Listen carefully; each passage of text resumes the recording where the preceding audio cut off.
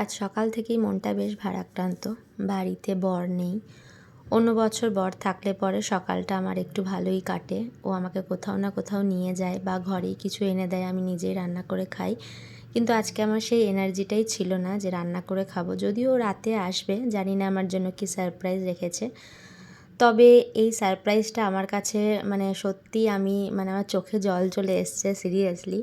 আমার খুব ভালো লাগছে যে সকাল থেকে আমার মেয়ে আর আমার বান্ধবী এভাবে প্ল্যান করে রেখেছে। তো যাই হোক, খুব ভালো লাগছে। তো তোমরা দেখো ভিডিওটা। Happy birthday to you.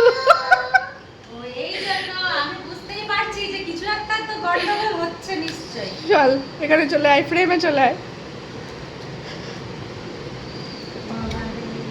তুই এদিকে আয়, এই দিকটাতে আয় পড়ে।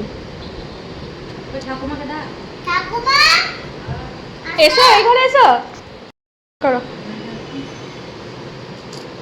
Happy birthday to you, happy birthday to you, happy birthday dear Archita, happy birthday to you. আচ্ছা মাকে খাওয়া আগে।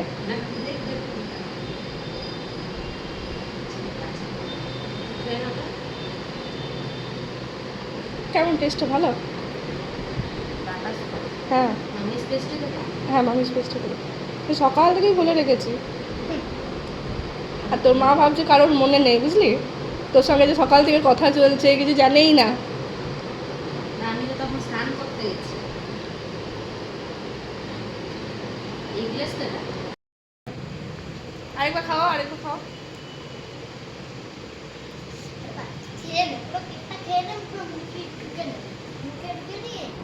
দাঁড়া আমি একটা করাই, একটু কাট, একটু ছোট করে। কেন